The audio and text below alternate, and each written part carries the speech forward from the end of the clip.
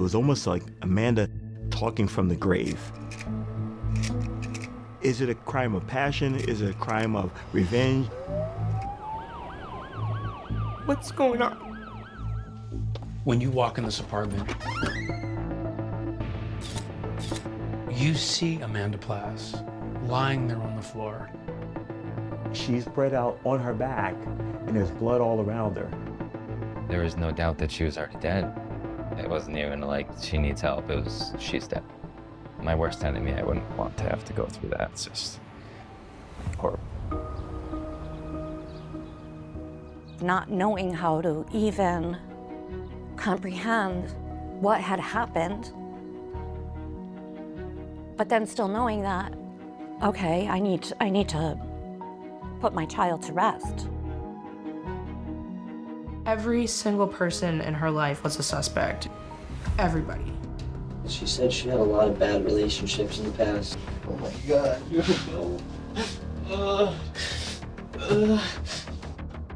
You know what?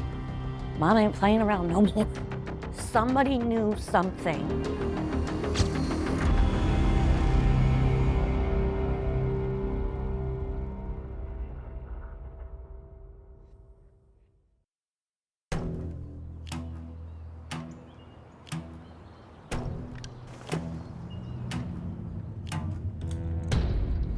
Our story begins here in Chicopee, Massachusetts. A small city nestled alongside the Connecticut River. Chicopee is a suburb of Springfield, Mass. It's about 90 miles outside of Boston.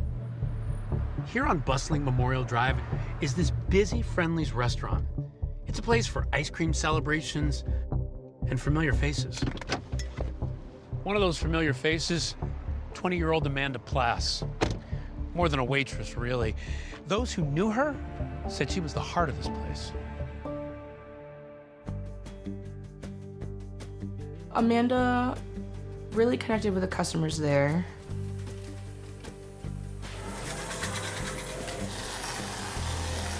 She had a child that used to come in and only liked red gummy bears on his sundae, so she made his sundae with just the red gummy bears. That's just how Amanda was. Everybody loved her. We would come here and we would ask for her because she just brightened our day. She was just a sweetheart.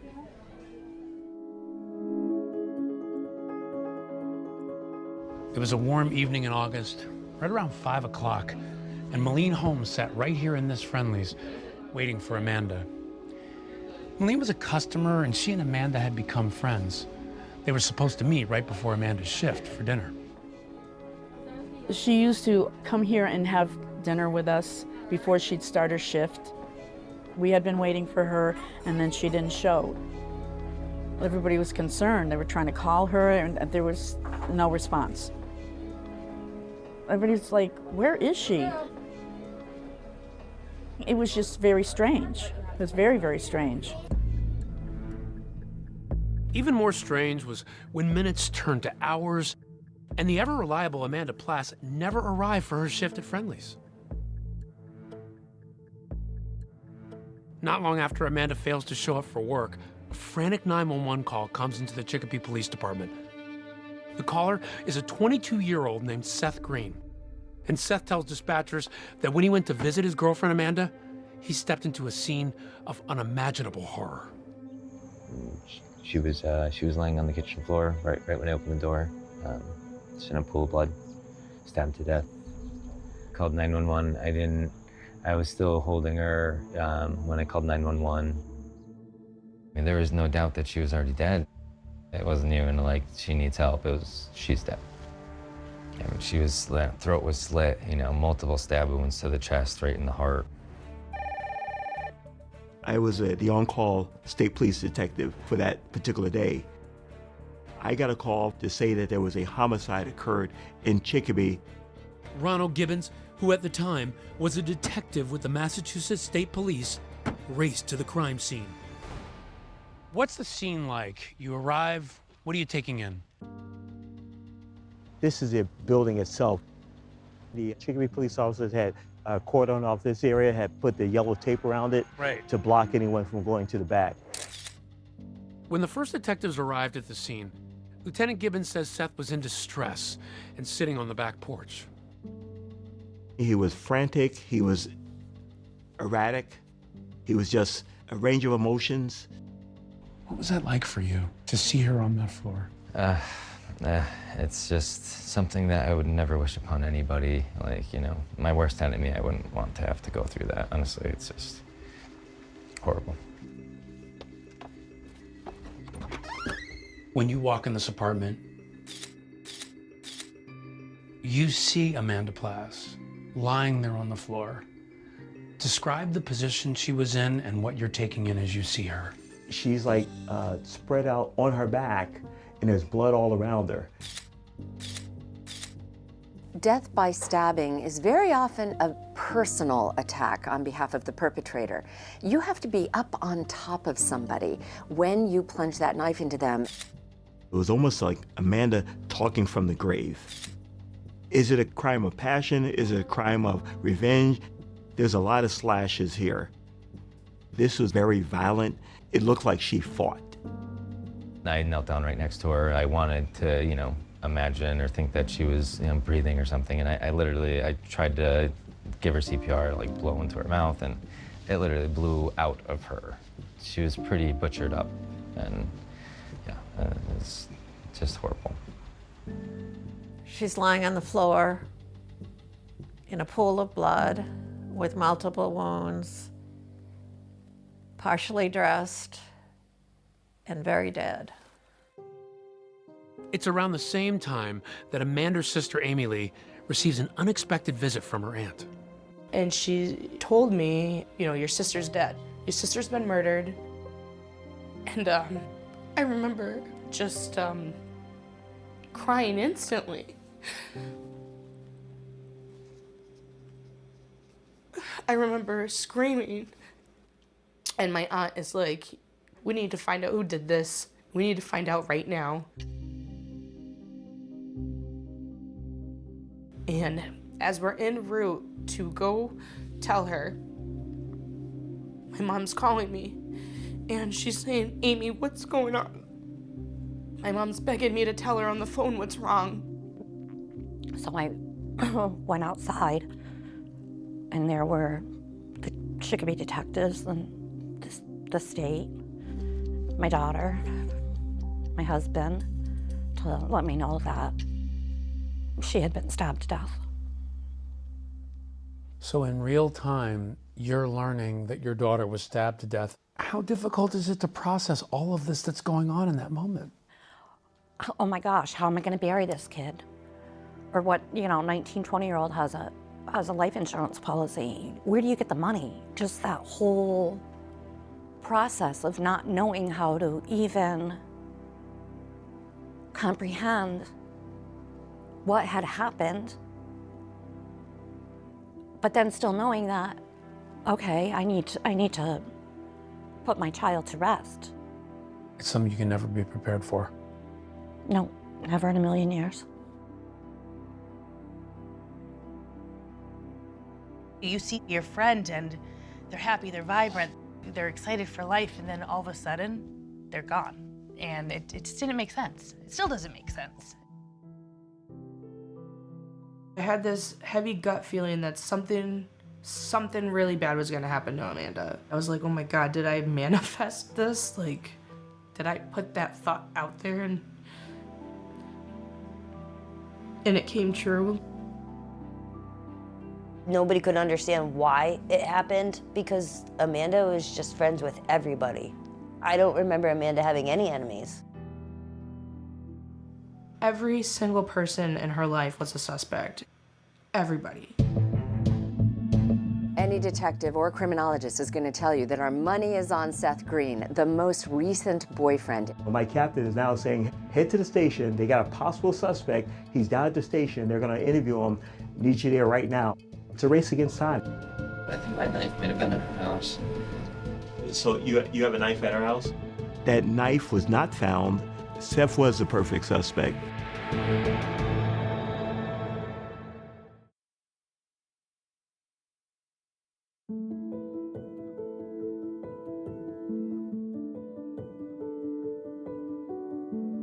truly understand Amanda Plass, all you needed to do was look into her eyes. You can see her soul, the love that she had for everybody and anybody. Her eyes changed colors. When she was really happy, her eyes would literally turn green. What stands out to you when you think about her? Her spirit, yeah, her energy. Amanda grew up in Chicopee, once a bustling mill town, now a quiet working-class community known for the rambling Chicopee River. Chicopee's a small place. Everybody knows everybody. The neighborhood itself is a very close-knit neighborhood. The houses are pretty adjacent to each other. Very urban residential neighborhood. How often does it happen that you have a random murder? A lot of times you have a gang murder, and this was different because this is truly a victim in her own apartment, a young girl, 20 years old, brutally murdered. Amanda was the middle child, raised by her mom, Michelle. She attended a local high school, but left before graduating and instead earned her GED. She was a hippie child. I often find her barefooted outside, painting or taking pictures of the neighbor's dog, playing her guitar. Growing up, we were like best friends. My mom used to dress us up like we were twins. My mom was a single mother for most of our childhood, and we moved around a lot. I've always raised my children to be, independent, and you get what you earn. I used to call Amanda the bigger sister. She had a job, an apartment. Her work ethic was nonstop. Amanda was always dancing around and painting and splashing colors everywhere. Anything that had to do with being artsy, she would make feather earrings. When you see a sunflower, you think of Amanda. It became her trademark. When she found the music festival scene, that really is where she started to blossom. She's in her early 20s, and she just found herself right before she passed. A butterfly coming out of a cocoon. Just the brightness. That was her. On that tragic Friday in Chicopee, Amanda's boyfriend, Seth, whom she had only been dating for about a week, tells police he stopped by Amanda's apartment and immediately noticed a broken window. I pounded on the door for a minute. And then did you try going to her apartment door? Yeah, turn the handle and the hocks. I went to her door and let myself in, and she was laid on the floor in a pool of blood. She got up immediately and called. You have the right to remain silent. Do you understand that? Seth had only been dating Amanda for the week. But he said he had moved his things in, and it was a serious relationship. I've been hanging out every single day for a week now. Grounds. And the relationship was moving fast, right? Yeah, I was moving fast. She had that go-getter attitude and just a fun, caring person. What were you doing for a living at the time? I'm a carpenter, but roofing is where the money's at. So roofing was my main go-to usually for the construction field. Seth tells police he spent the night at Amanda's, left for work around 9 a.m., and returned to find her dead. He also tells investigators he was working on a roof that day and left the job site multiple times to purchase supplies. What time did you leave to get the materials? I had left like 3 times. It was later in the day, 3 to 4, like 3 to 4. Seth says he and Amanda had kind of fallen into a routine. Every day after he finished working, Seth would drive Amanda to her job at Friendly's. However, the day she was murdered, Seth tells detectives that routine was broken because he had to work late. He was there every day that week to take her to work, but this is the one day that he had to work late. That kind of was suspicious to us. How important was Seth's timeline? His timeline is very important. He leaves the job site several times, and he's on his own. So where exactly did he go, or what exactly did he do? I texted her, I said, where are you? She didn't answer. My first thought was like, oh, she stayed home. Maybe she couldn't find a ride. So you weren't like concerned or anything at that point? No, not at all. I drove her straight to her house, expecting to see her there, waiting for me, you know. Oh my God, you know.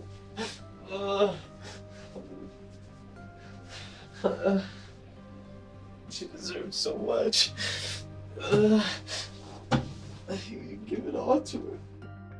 These range of emotions does not add up. He's rising to the occasion of being a suspect. The interrogators zone in immediately on the fact that Seth Green is a carpenter and a roofer. In other words, he uses sharp objects and utility knives all the time. Then comes a chilling detail that ratchets up the suspicion on Seth. He tells detectives the knife he used at work, a sharp M-Tech blade, has gone missing. But I think my knife might have been at her house. So you have a knife at her house? Yeah, I think it might be at her house. It might be in my car as well, I'm not sure. He was missing his M-Tech knife that he didn't take to work that day. That knife was not found. Seth was the perfect suspect. My girlfriend just got murdered and you're blaming me for it. Dude, are you kidding me? And now police want to know if a telltale piece of evidence left behind at the crime scene will implicate or exonerate Seth Green.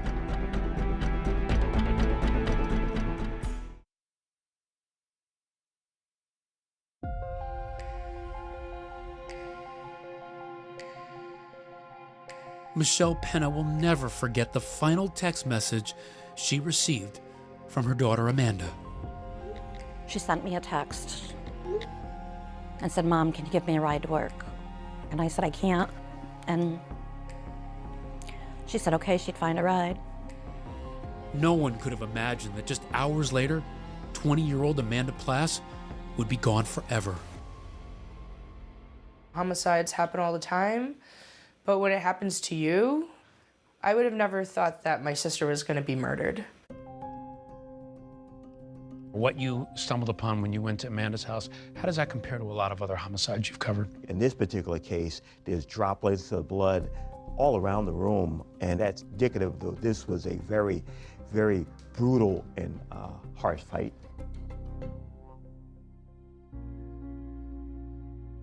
Well, when we were finally able to get into her apartment, they had covered the floor with paper, so we didn't have to see all the blood. So when you're trying to clean out her apartment, as I'm walking across paper to cover my daughter's splattered blood, and then who do you ask to help? My theory is that the attacker came through the back door. When we found Amanda, she's actually in her work pants, her work clothes. There was no evidence of a sexual assault. She was found on the kitchen floor, and they do believe she was killed there. So not in a bedroom, not in the living room, and that suggests perhaps an element of surprise. She just didn't lay down and die. She actually fought back. And when she fought back, underneath her fingernails was possibly DNA, and we're gonna have to match this DNA to someone. The first person investigators test? Amanda's boyfriend, Seth Green. I'm gonna do a couple tests. We're just gonna swipe the inside of your cheek, okay? The interesting thing, we stepped out of the room, but we still observed him. And he'd cry a little bit and then just wonder why he was there. I can't believe that. So happy with her. What happened, Gravely? He had only been dating her for a week, and he was so caught up that this is the best thing that ever happened to his life. But detectives also receive information that points to someone other than Seth. Amanda had recently told her family that someone had been sneaking into her apartment. She said, my apartment got broken into again. And I said, well, what did they take? You need to call the police. And she says, no, Mom, all they took was a glass bowl, like a marijuana bowl. I said, well, you still need to call the police. And she said, no, what am I gonna do? Tell them my pot got stolen? Amanda's friends say she suspected an unidentified male was watching her. She saw him peeking in her back window of her apartment. The window is actually broken, and we surmise that the person possibly had tried to make it look like a break-in. So on that same window, you end up with a palm print. If we can identify the palm print, we can also identify the person that would have been there that particular day. But among the most important piece of evidence found at the crime scene, a bloody sneaker print. That footprint showed a sneaker print in blood. You can actually see the Nike impression in that footprint. We had it measured, we had it analyzed. That was very important because it was a smaller shoe, maybe a female, maybe a male. We were looking for a Nike size 7.5 Air Max shoe.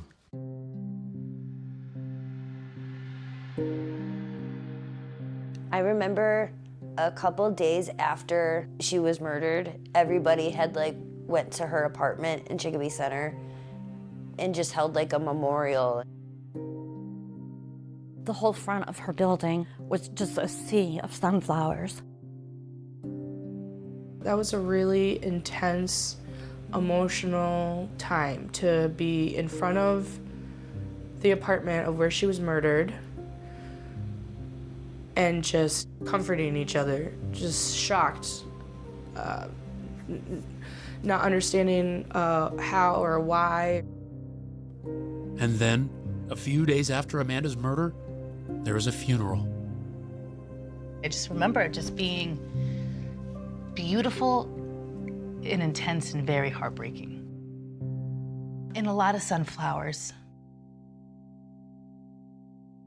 Meanwhile, police aren't giving up on the idea of Amanda's boyfriend Seth as a suspect. Within hours of Amanda's murder, they even go as far as to ask him for the shoes on his feet. Would you give us permission to look at your shoes? Yeah, you can take them. I mean, take them off now. Let's put up.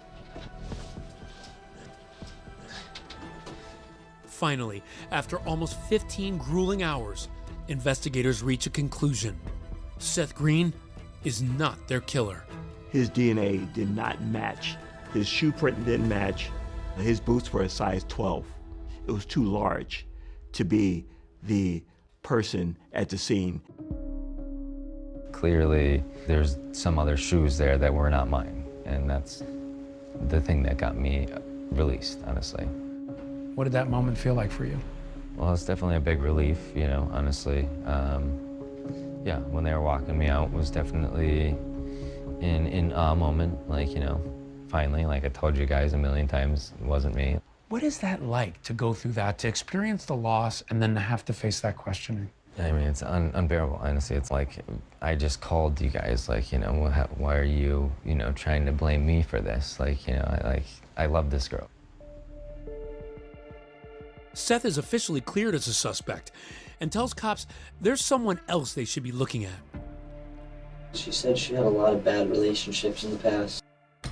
Detectives also want to learn about an ex-boyfriend who was allegedly upset after seeing a public display of affection between Seth and Amanda at Friendly's. While she was working, he had showed up at work and they started making out.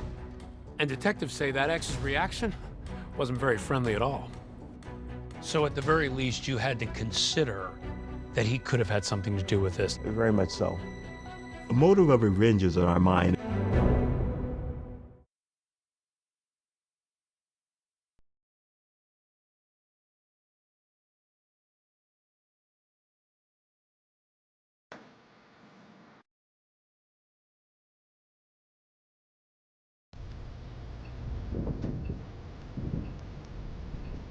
What surprised you most about the conversations police were having with you? It was hard for me to hear them kind of making me feel like they're, asking me questions like as if I were the one that did it. Not something I'd ever want anyone to have to go through. It's just horrible. Any problem with that at all? So happy. It's sentimental. She said she had a lot of bad relationships in the past. Amanda's boyfriend, Seth Green, is fully cleared. But now investigators wonder if one of those previous relationships could be a factor in Amanda's murder. They discover that before Seth, Amanda had been seeing a man named Jesse. He was a boyfriend of Amanda basically a week before Seth was. And he also worked at Friendly's. So at the very least, you had to consider that he could have had something to do with this. Very much so. Jesse wanted a serious relationship, Amanda didn't. And she finds a new boyfriend. Police learn of an alleged incident at Friendly's involving Jesse and Amanda's new boyfriend, Seth, that raises alarm bells for authorities. Friday was a murder. Thursday night, when Jesse's working, Seth shows up at the Friendly's. Amanda's boss at Friendly's tells police Seth came in and kissed Amanda openly. Jesse saw it, and he looked uncomfortable afterwards. Jesse asked to go home a little later. Jesse moves up the chain as a very likely suspect. A motive of revenge is on our mind about Jesse. I want to play some of your interrogation from speaking to Jesse. So you both worked at Friendly's on that Thursday, right? Correct. You left work early, right? Correct. You told us you left because they overscheduled you, right? Yeah. Okay. Well, that's not what we heard. We heard that Seth went in there, gave her a kiss that made you uncomfortable. Seth was in there for like a while. And he did kiss Amanda in front of you and it made you I thought I'd uncomfortable. seen them talking. It didn't bother me. I was talking to Seth, but I never physically seen them kiss. Not once. You knew that Amanda was dating Seth. How'd that make you feel? Sucked, but what are you gonna do? After he left work, Jesse says he texted Amanda about some items they wanted back from each other now that their relationship was over. But investigators press him about the nature of those messages. Was there any anger in the text? Not in that text. I don't believe so. But there was some anger in some other texts, weren't there? Yeah. I was just angry at the fact that she just didn't talk to me for a few days, and I was just wondering what was going on. I was just pissed that she wouldn't tell me. And this is the time that she's now with Seth? I don't know if I knew about it yet, but she's probably talking to him then. At this point, you're trying to figure out who might have been involved. How does this information fit into your investigation? We're looking at the fact of who could have done this, who was angry at her. Because as we look at the scene, there's a lot of blood, there's a lot of anger going on. It's not a one and done out the door. Can we also look at your phone? What'd you do with those text messages that you texted her? Did you delete them all? My texts are deleted. Because you felt they were uncomfortable, or? First of all, I didn't want to look at any conversation of me and her, just because it made me sad to even think about her. Why is that? Because she's murdered. So you deleted them after you found out she was killed? I didn't even want to have to look at them. Everything reminds me of her. As an investigator, what do you make of that? He's trying to hide something. So now there's obviously texts that he doesn't want investigators to see. Did he delete them because she's dead, or is he part of something that happened to her? Deleting text messages certainly seems out of the ordinary. Yes, it does. Now investigators want to know if Jesse was doing anything out of the ordinary the day of Amanda's murder. Did you stay home all day? Most of the day. The only time I really left was to go to Friendly's. What'd you go there for? For my check. So. Did you cash it? No. Oh, actually, yeah, I did cash it at General's. How did you get there? I got a ride. From who? Kyle. He says he goes to General's. We check a tape to verify his story. We learned that Kyle did not drive him there. So Jesse had lied. Jesse, we interviewed you twice already. Yep. And were you telling us the truth? Everything except for about me taking my car to General. Why weren't you telling the truth about that? Because I told you guys that I didn't drive my car, and then when we got into the story, I remembered I took my car to General. I just didn't want to go back on my word. I was scared. I don't know. Believe me, I regretted it the second I did it. You were scared? What were you scared about? Just nervous. I've never been interrogated before or anything like that. never had to deal with anything like this. Basically, his story is he didn't want to tell his parents he wasn't supposed to be driving. So he's more afraid of his parents than he was of the police. Jesse has lied about who he is with from Friendly's, quite possibly if he's in the car by himself. He could have went by Amanda's and then went to Jen Rose. With questions lingering over Jesse's account, investigators decide to compare his shoes to the bloody shoe prints left at the crime scene. No, what are those, Vans? Yeah. I have like 2 pairs of these. Yeah, that's it. You want to look at the bottom? Yeah, the other side. Ultimately, Jesse's shoes are not a match, and his alibi checks out. We talked to the people at Jen Rose. He's not bloody. He's cashing his check. Those close to Jesse never thought for a second that he was capable of such a heinous crime. Tell me about Jesse. Jesse's a great kid. When his name was brought up, that was a absolutely not moment. I've never seen Jesse angry. Sweetest kid. And I know that was really intense for Jesse. Yeah. I know that was, you know, to be put in that spotlight and to have the whispers, I think that was really hard for him. With Jesse now fully cleared by authorities, investigators follow another lead. A mysterious vehicle that a witness says she saw speeding away from Amanda's apartment right around the time of the murder. So to us, it's like, wow, that's big. We're on the lookout for a white sedan. And a 911 call comes in that might just turn the entire case on its head. Flint Police Court of Dispatch, Daddy speaking. I'd like to call to turn myself in. And to know what you're turning yourself in for. A murder.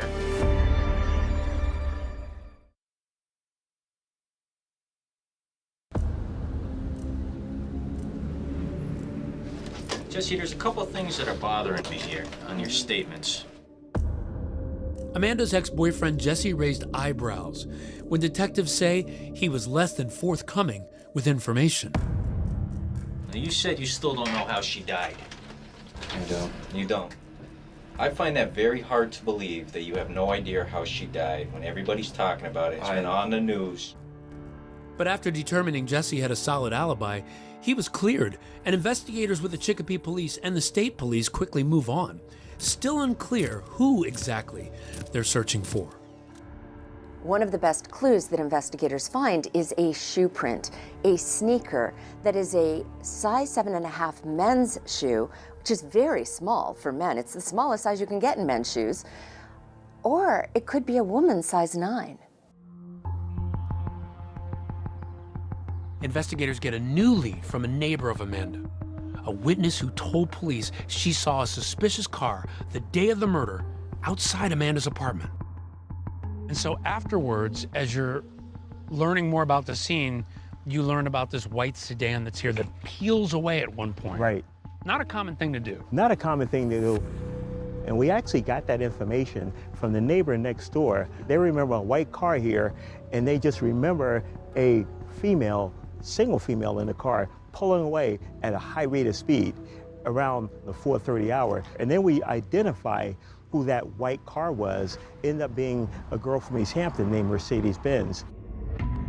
That's right, her name is Mercedes Benz.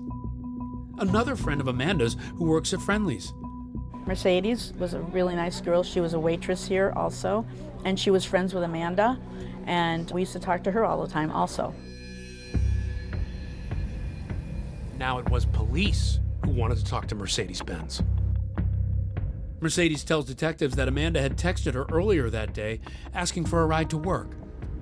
She said it was a little after 5 p.m. when she arrived at Amanda's building. This is right around the time police believed Amanda was murdered. Mercedes said she called and texted Amanda to let her know that she'd arrived, but after waiting 5 or 6 minutes, she said she left. We talked to Mercedes Benz, and she says, well, the reason I had to leave was I had to go to Walmart. Does that add up for you? It doesn't add up, because her purpose of coming here all the way from East Hampton was to give a ride to Amanda to work, to Friendly's, which is basically 5 to 10 minutes down the road. So it doesn't make sense. If you pull up here to get her, why would you just leave without even going upstairs? But what seems like a promising lead fizzles out. That neighbor who saw Mercedes speed away confirms she never got out of her car. And police obtained surveillance footage from Walmart that backs up her timeline. That's her in the white sedan pulling into Walmart. And more footage shows her shopping inside the store. Mercedes was basically cleared once we were able to get the tape from Walmart. Frustrated, investigators pushed forward, now casting a very wide net. I mean, they were taking DNA from everybody and anybody. We made a point for the medical examiner to make fingernail clippings of her fingernails. On this particular case, it was entered in a database, and there was no convictions for a felony that would have matched it. With no matches to the DNA collected at the crime scene and no viable suspects, the case stalls. What surprised you most about this time? I think how tight-lipped they were, whether it was Ronnie Gibbons or Chicopee detectives. Nobody was talking, even to me. Nobody was talking. They were very tight-lipped about certain things. How did that make you feel? It was very frustrating at first because I wanted answers. And I would call every Sunday night. I would call down to Chicopee Police Department looking for the detectives. What's the update? What's the update? What's the update? Got nothing to tell you, Michelle. Got nothing to tell you, Michelle. But it's just, at what point is, I never gave up, but you just think, is this gonna be a cold case? Will I ever know? That fear of never getting justice for Amanda was fuel for a fire that was now burning inside Michelle. My mom made it very clear that she wasn't just gonna let the case go cold. I didn't give up hope because Michelle never gave up hope. She never gave up. She didn't let anybody else either. Tell me about how, after this time had passed, that you said, I gotta take matters into my own hands. I was driving home from work and I saw a billboard, and underneath it was Lamar and Company. And I said, you know what? Mom ain't playing around no more. I called them and emailed them, and next thing I knew, Amanda's billboard went up. And that's just the beginning, right? You did flyers. Balloon releases. I even had cards made up, business cards with the Texatip number on it. We attached them to the balloons. When we did the balloon releases, one of the balloons ended up 3 hours away, Cape Cod. Wow. It's been 18 months and 5 days since Amanda was murdered, so today I'm hoping with the release of these balloons that somebody will come forward.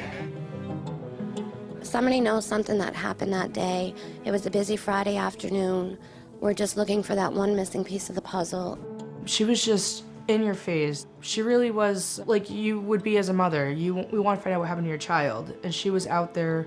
She was gonna find out. Michelle's a force. Despite Michelle's efforts to publicize Amanda's case, the investigation continues to languish. Then, a dramatic development. More than a year after the murder, a 911 call comes in that initially stuns police. A man confesses to Amanda's murder. I like to turn myself in. I live in Plymouth. Spell your last name. Do I really have to? I'm turning myself in. Right, but I have to know what you're turning yourself in for. For murder. From where, sir? From Chicopee. From Amanda Plaza, and I just can't handle it anymore. Cops track down the caller, but just like hundreds of other promising leads, the confession is a dead end. The caller was impersonating another man trying to get him in trouble. Neither had any involvement in the murder. They had read it online, facts about the murder, and once you got through the facts, there was no factual basis to the confession. This was a very frustrating investigation. And then a discovery that blows the investigation wide open. And I still remember the night. It was probably at 10 o'clock at night. I get a call from Ronnie Gibbons. Michelle, you got that whiteboard from the apartment? A clue that had been hiding in plain sight all along. I never heard his name. Had you ever heard Amanda mention something, Nope. Dennis? Never, not once. Can you spot the clue on this whiteboard?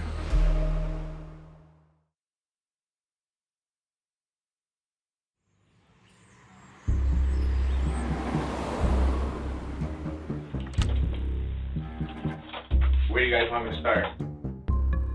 Nobody could wrap their head around the fact that Amanda was killed to begin with, let alone trying to think of who could do it.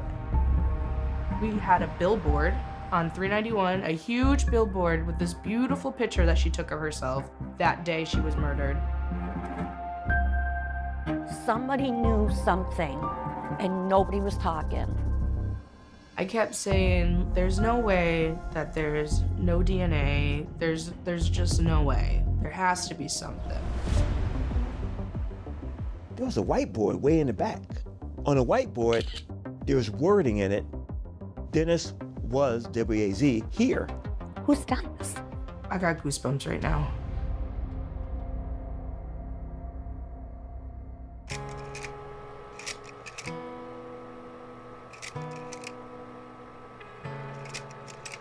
So I was on the way to the hospital. They had told me 12 hours before I had her that I was having a boy.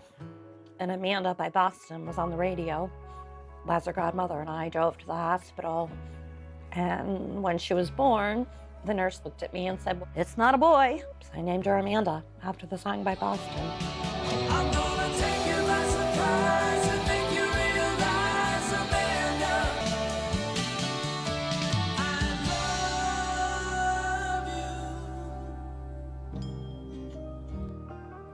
She was just always bubbly and fun, and she had this big curly hair, and she just, she was a light.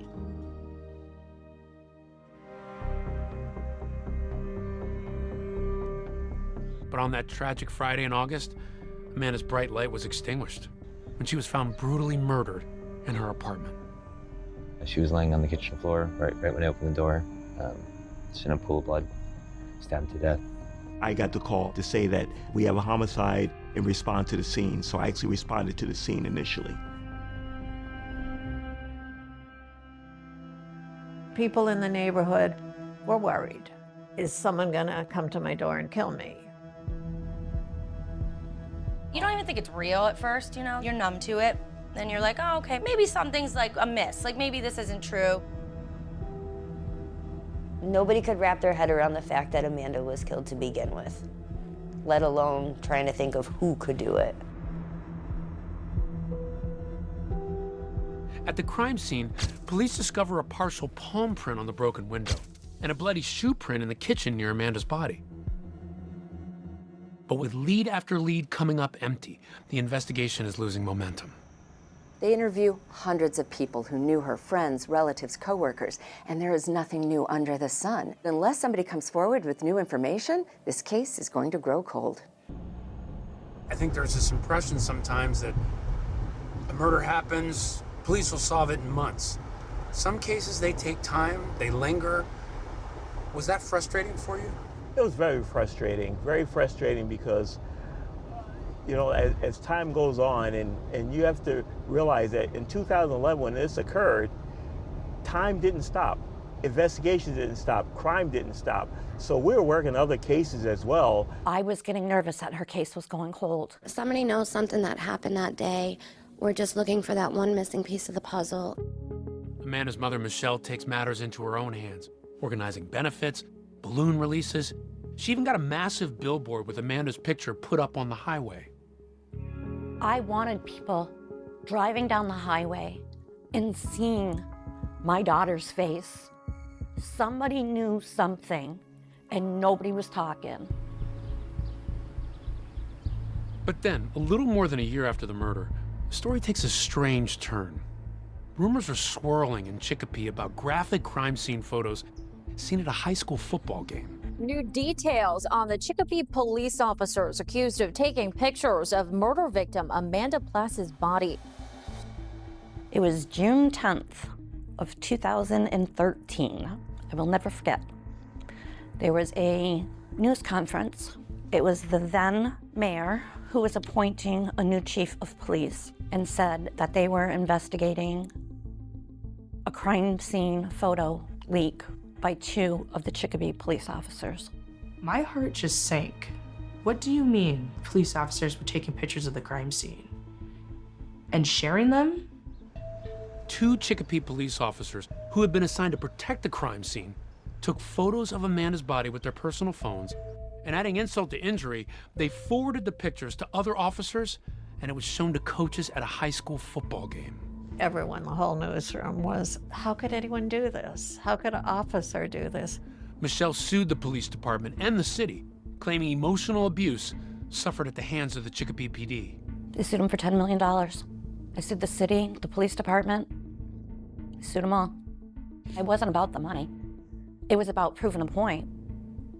An internal affairs investigation called the behavior an affront to the professionalism otherwise demonstrated by Chicopee and the state investigators in this case. The officers responsible were disciplined by the police department. They were there to protect the scene, and at my daughter's most vulnerable moment, you disrespect her in the worst way ever and think that's okay. I was mad. At the same time Michelle's dealing with the photo controversy, she's campaigning tirelessly to keep Amanda's murder case front and center. What was it like for you to have to handle questions about that controversy, while at the same time, what you're really focused on is finding your daughter's killer? Yeah, and I think that's what's the hard part of it all. I didn't want the controversy to overshadow the fact that we still did not have justice for Amanda. We were still looking and begging for that end to be closed. Investigators working on Amanda's case had no involvement in the alleged scandal. Frustrated by the lack of progress, they go back to square one, reviewing everything from scratch. We would try to keep saying, what did we miss? What did we miss? What did we miss? And then a breakthrough. While reviewing photos of the crime scene, investigators spot a potentially critical clue that had been overlooked, hiding in plain sight in Amanda's bedroom. We come upon, in a scene where the table is at, there was a whiteboard way in the back. On the whiteboard, there was wording in it, Dennis was, W-A-Z, here, 8/11/11. The grisly murder took place in the kitchen, but the whiteboard was in Amanda's bedroom, which appeared undisturbed, and they missed the clue. I get a call from Ronnie Gibbons, and it was like 9:45 at night. Michelle, you got that whiteboard from the apartment? I said, yeah, it's in the closet. He said, I'll be over in 5 minutes, I gotta grab it. After more than 2 years, investigators finally had a name. But the answer to the question, who is Dennis, only brings more mystery. This Dennis was here on this whiteboard. This is a huge clue for your case. This is a big clue. Why? Because Dennis' name had never come up in the investigation. Now we're scrolling through Amanda's Facebook going, who's Dennis? She didn't know. Amy Lay didn't know. Her friends were calling me going, Dennis. Nobody knew who Dennis was.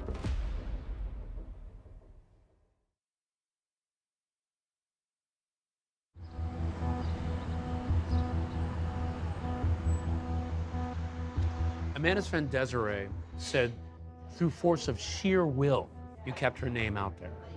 How difficult was that? It was difficult. It takes a toll. And there are some nights where you just, again, you don't want to be that mom. But then something else would pop up and you'd be like, okay, let me call Trooper Gibbons. It was tough. It was very tough. I had Michelle that was calling me at 11 o'clock at night, 12 o'clock at night, mad and angry. You gotta do something. You gotta do something. There was never a time where Ronnie did not show up at my house without a smile on his face. The only side that I saw was the compassionate side, the side that said, I'm here to the end.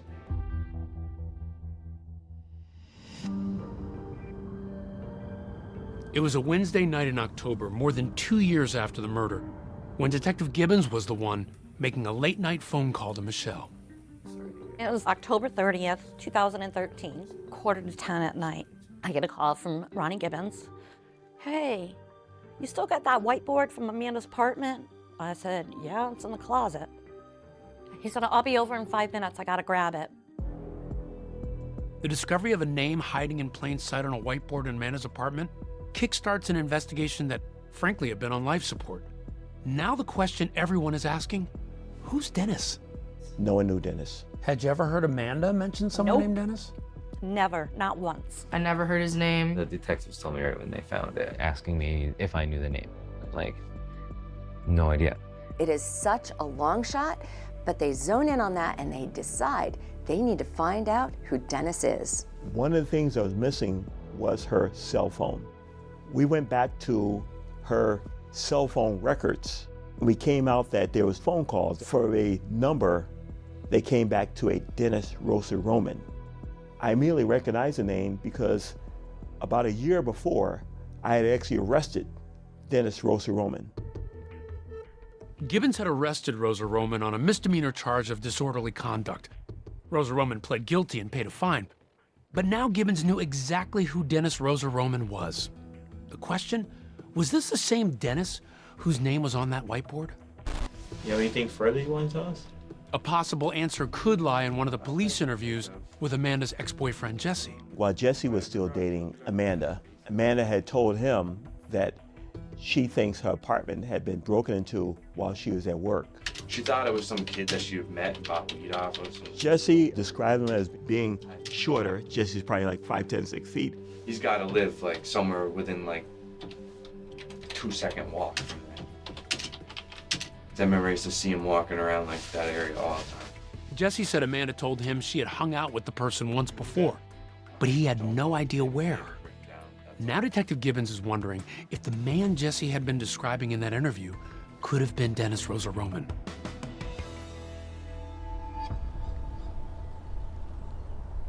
Amanda lives about a half a block away from this park. She used to hang out here, right? Yeah, this is like a hangout for the neighborhood. And we learned later on, this is kind of like where Dennis would hang out during the daytime because he just didn't work. So they might have come across each other in this park just in passing in the neighborhood. Exactly, exactly. In the time since Amanda's murder, Dennis Rosa Roman had moved from Chicopee to nearby Westfield, Massachusetts. Gibbons decides to pay him a visit. So now we're headed to Westfield, Massachusetts. Why is that significant? That's very significant because once we found Dennis was here on the whiteboard and his number is on the phone, we want to locate Dennis.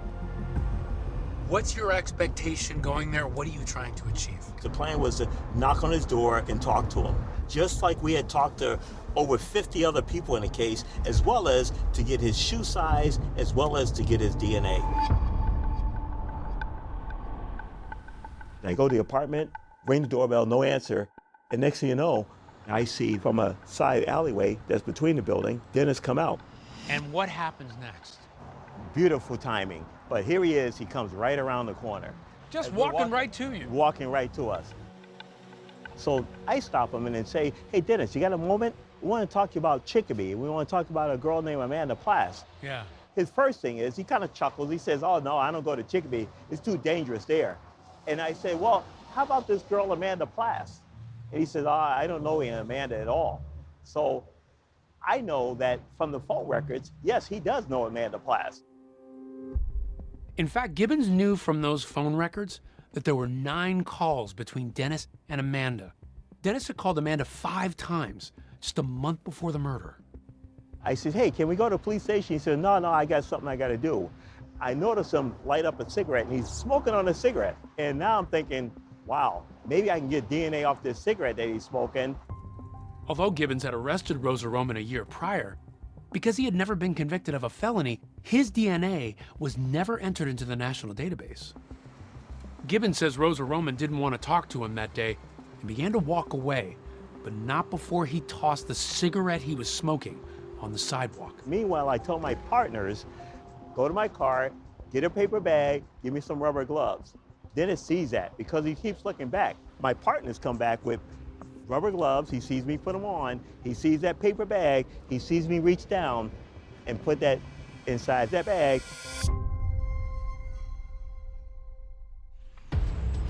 Two days later, Dennis Rosa Roman is sitting in an interview room at the Westfield Police Department. So your first name is Dennis, right? Yes, D-E-N-N-I-S. engaging in a high-stakes game of cat and mouse with investigators. I don't feel right doing this at all, but I have to. You don't even understand. I'm trying to save my life here.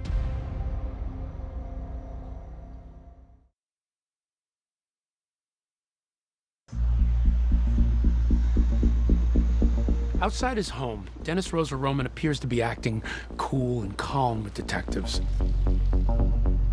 until he sees them pick up his cigarette butt off the street.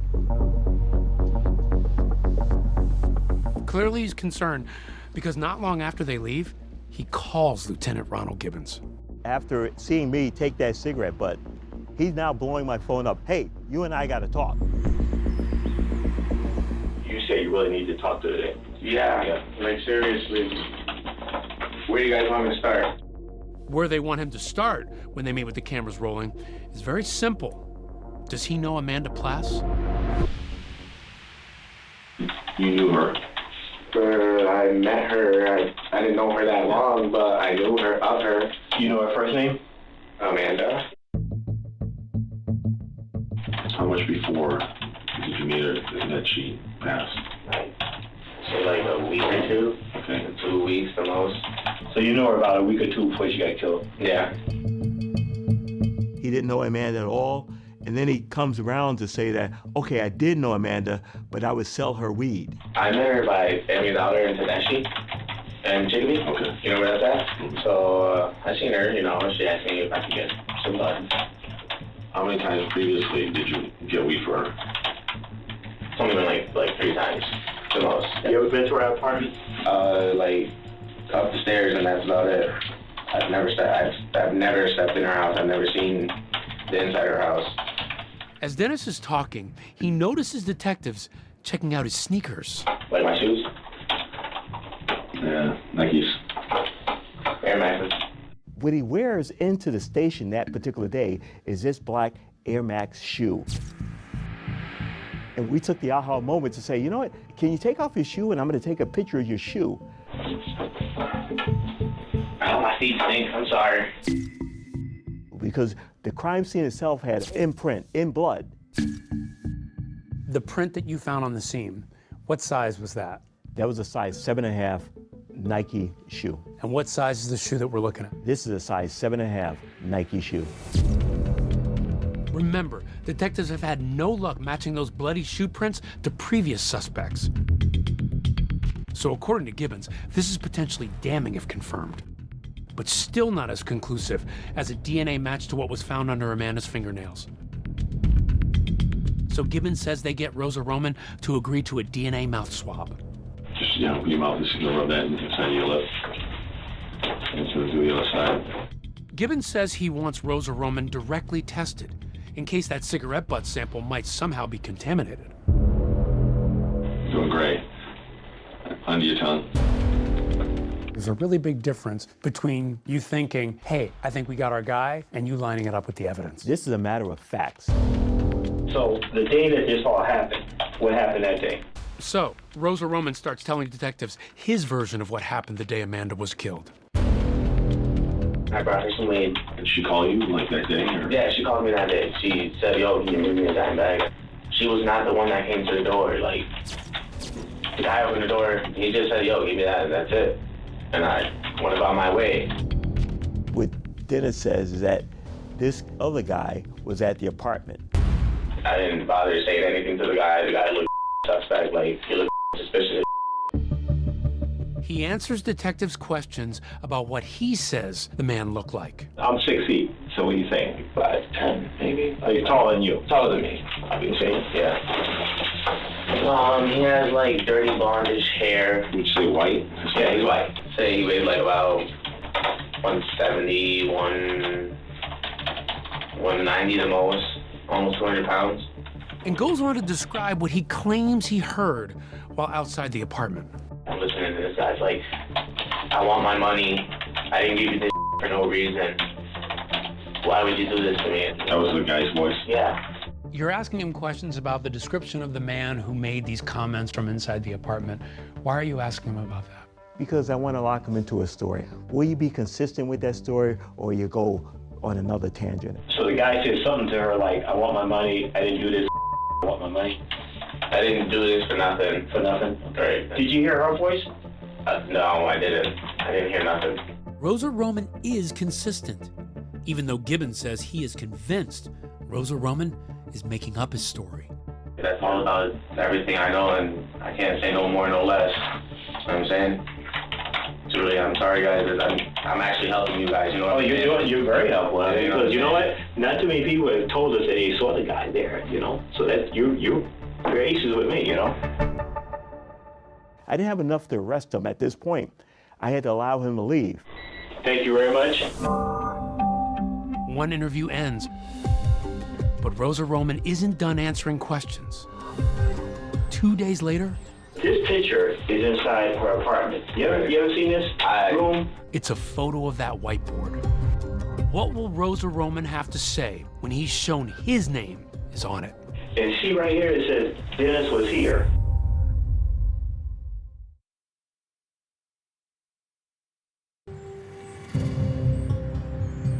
Dennis, thank you very much for coming in. Fine, dude. And you've been very cooperative with us. And we appreciate that. Dennis Rosa Roman agrees to another interview. I wish I knew more to help you guys. Repeating the story detectives say they don't believe, that he never entered Amanda Plass's apartment the day of her murder after he claims some man answered her door. I'm gonna give her some weed. He's like, well, she's busy right now. And I give it to him, he shuts the door dumb hard in my face, and that's it. It's like, okay, this guy's mad, and I'm about to leave. Like, and I left. You know what I'm saying? But Rosa Roman says that was long enough for the man to recognize him. I feel like this guy's just gonna run into me one day and just like try to say something to me or hurt me or something, and that's when I'm gonna peel my ass to the police station. Like, Yeah. Is that because he saw you that day? like this guy knows what I look like. But what Rosa Roman doesn't know is that Gibbons is expecting critical evidence to the case to come back at any moment. The results from his DNA swab. You were asking about this picture, right? Yeah. I want to see. So before that happens, Gibbons confronts Rosa Roman for the first time about that all-important whiteboard where it says Dennis was here. This picture is inside her apartment. You ever seen this room? First time I'm seeing it. We said, first time I'm seeing it. And then, well, how about this? This whiteboard that's in the back room. And see right here, it says Dennis was here. Oh yeah, I do remember that. I wrote my name on that. You wrote your name on that? Yeah. Yeah, I remember that. I wrote my name on that. So he's admitting to you that that's his name on the whiteboard. You've told me all this time you've never been in an apartment, and now I got you in there. So you signed Dennis was here. Right. You didn't put the date. No, I didn't. Okay. I don't even know why that's there. I don't. Yeah. But you remember this dry erase board? Yeah, I do remember. Where was the dry erase board? That was in the back of, the door right when you come in. Yeah. It was right there, and I. As he is confronted with the evidence, he shapeshifts. He manages to keep changing his story to try to ameliorate the facts in front of him.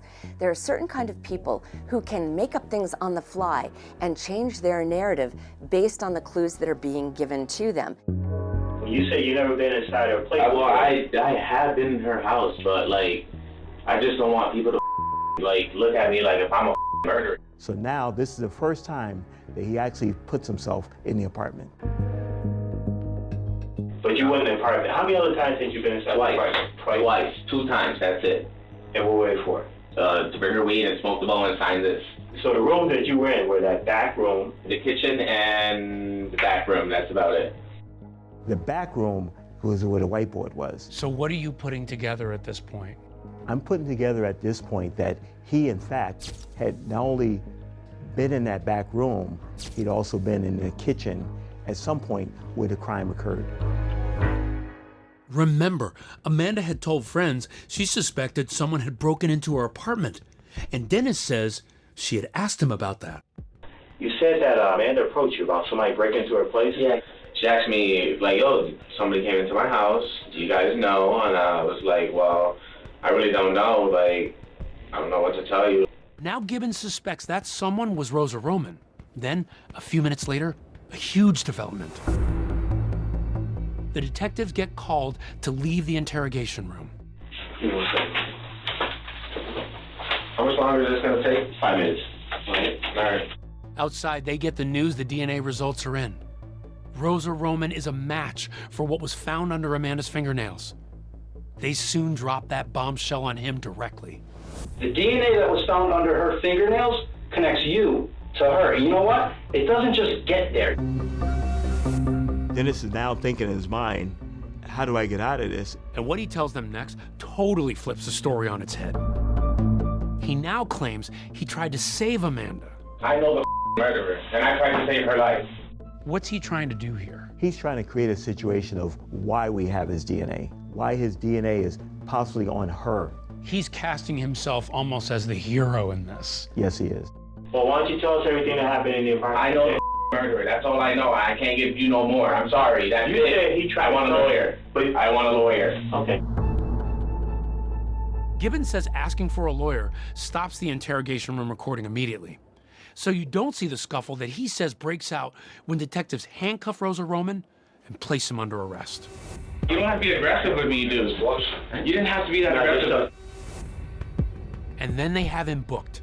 He's charged with first-degree murder. This is over 2 years after Amanda was killed. They tell you, we are making an arrest. Yep. What did you think? Finally. Finally. You know, you always wonder why. Why? Dennis, though, is admitting nothing. What are you guys trying to do? Pin me for this murder, too? My DNA may be on her body, my DNA may be at the house, but you guys really don't know what went down. But after he's transported from the Westfield Police Department to Chicopee, he's about to explain. He demanded to speak to myself and Watson again. So he didn't come to the door. You actually went inside. I went inside. I barged in. Was the door open? The door wasn't locked. As Rosa Roman tells them the newest version of his story, he now claims when he hears the commotion inside Amanda's apartment, he rushes in and fights the man he says was trying to kill her. What do you see when you get to the kitchen? I see the guy on top of her. When you say he was on top of her, where was she at? She was on the floor. What are you doing? I'm tussling with the guy, trying to get the knife out of his hand, and he's just like thrusting it forward towards me, and I'm like trying to back up, and I try to like grab Amanda, and she scratched me. Yeah, she got some skin off of me, but that's because I was trying to save her. That's right. Rosa Roman now claims he tried to save Amanda's life. This is the key to his new story. His explanation for why his DNA is under Amanda's fingernails, even though he says he didn't kill her. And after that, me and him were tussling, and the guy punches me in the jaw, and I run out the door. And that's what his story was, that this guy is now following him around town. He's now being threatened by this guy because this guy doesn't want the truth to come out. What did he tell you?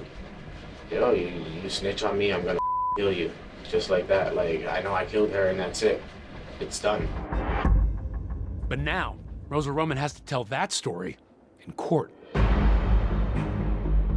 The trial of the man accused of killing 20-year-old Amanda Plass is getting underway today in Springfield. And he says he can identify who Amanda's killer is.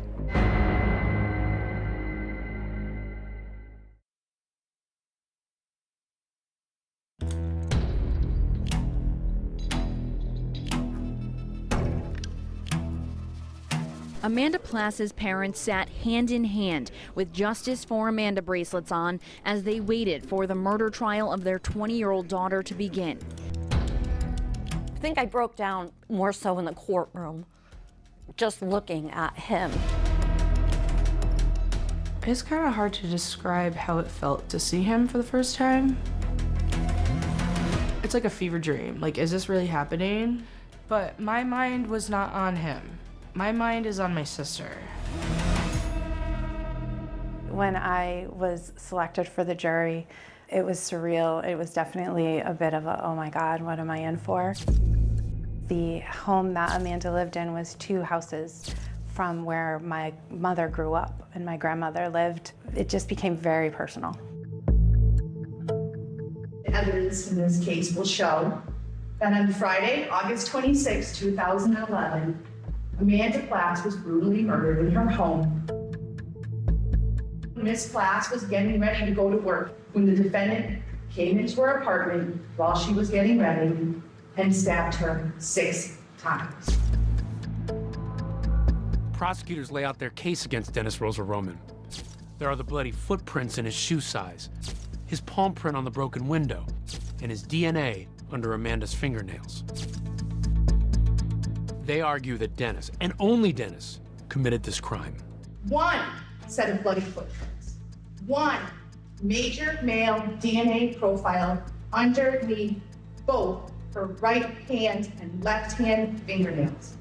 1 killer, 1 defendant. They literally took us from A to B to C to D. They laid out every single piece of evidence. They correlated every piece of evidence to him.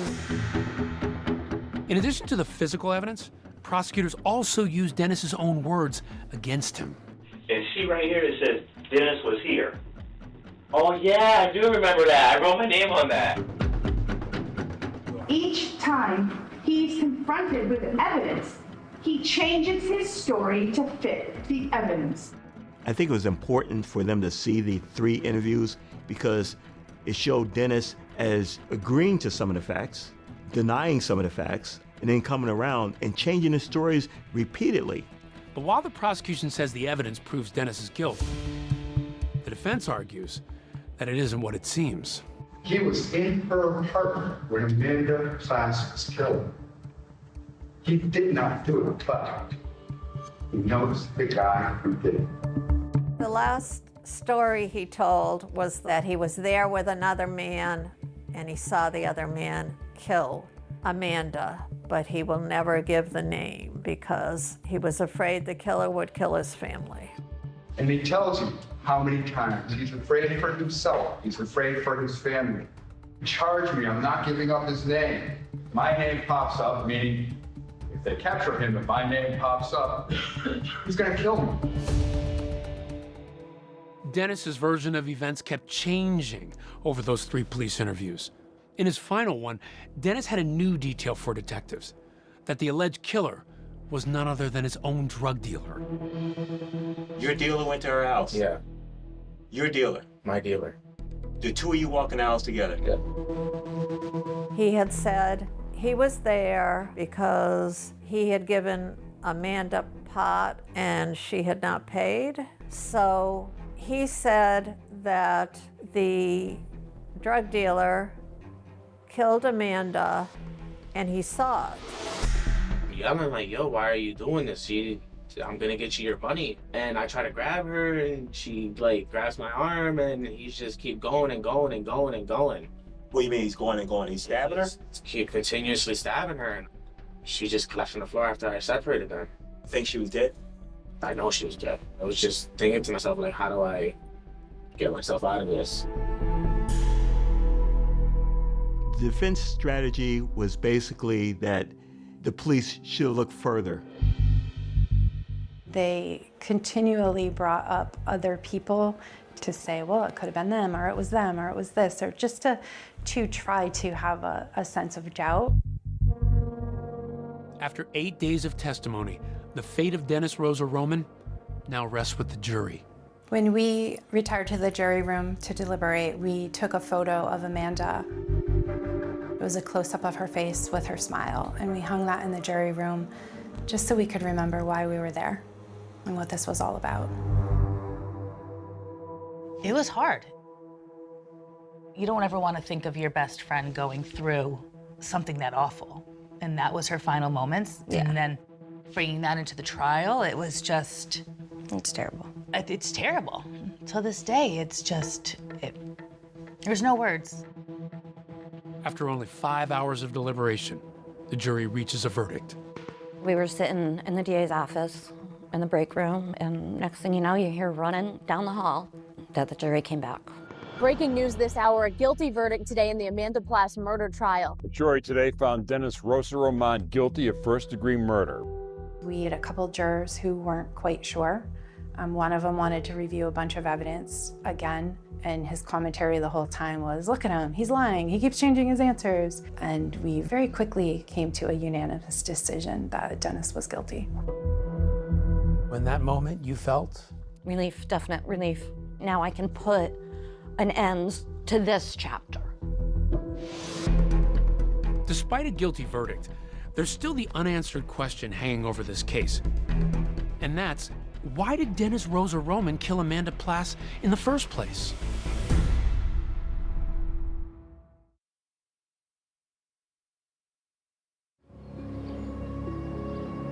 Dennis Rosa Roman has been found guilty of the murder of Amanda Plass. But the one mystery that still remains is motive. I don't know why. There's only one person who knows why. And he never spoke, so that's definitely the hardest of it. There wasn't a bad bone in that child's body. She never did anything wrong to anybody. Lieutenant Gibbons has developed his own theory as to why he believes Dennis Rosa Roman murdered Amanda. He says he learned during the investigation that there was a bag of marijuana inside Amanda's apartment left behind by someone else. Gibbons says investigators were never able to find that bag and suspects Dennis broke in looking to steal it. Dennis is a low-level dealer in the neighborhood. My theory is that he wanted to steal that weed that was in the apartment, and Amanda was a victim of circumstances that she happened to be there when he arrived. Before Rosa Roman is sentenced, Amanda's mother, surrounded by family, tearfully addresses the court. On August 26, 2011, my world was forever changed. My pain does not end here, but my healing begins. I think at that point, it was finally my time to tell him, you took something precious from this world, and I hope you never see the light of day again. There is no amount of time that will ever bring Amanda back. I would like to ask the court to hand out the highest sentence possible of life without parole. It's the justice Michelle Pena has spent more than 5 years fighting for. Court is hereby sentenced you to the Massachusetts Correctional Institution in Cedar Junction for the term of your natural life without the possibility of parole. As you look at him and you see that he's getting life without parole, what emotions are going through you at that time? It was a relief knowing that we were finally at another closing point. Did you feel like justice had been served? No, justice will never be served because she's dead and he's not. As for those officers who snapped those photos of Amanda's body at her most vulnerable moment, the mayor of Chicopee released a written apology. Michelle also reached a resolution in the lawsuit she filed. Plass's family sued the city of Chicopee and the police department. The lawsuit was settled for $110,000. Michelle continued her fight and helped pass Amanda's Law. The bill bans first responders from taking and sharing unauthorized pictures of crime victims. For an officer to want, in that moment, to take a picture of a scene like that, it makes my stomach turn. My mom wanted to make it known that you're never doing that again. Today, Michelle keeps Amanda's memory alive by sharing her story with college students. This is about the path that I have taken, the path that has helped me to my healing process. I want people to know that the grief never goes away, but dealing with it or trying to deal with it or put a Band-Aid on it enough to get you through every day is what you have to do. Thank you again. Thank you so much. Oh, these are great. That's her and Brandon. Brandon is my son. See just how the happiness on his face and her big smile. I have always said that Amanda passing kind of saved my life because I knew that I wanted to make her proud. She really helped me become the woman who I am today. She was just a very kind person and wanted to help the world be better, and that's just something I hope everyone can try to do, you know. Do you feel like she's with you now? Oh, absolutely. All the time. If you could have one more minute with her, one more second to say something to her, what would you say? What she always said and what she always did. Keep your face to the sun, never look back at your shadows, just like her precious sunflowers.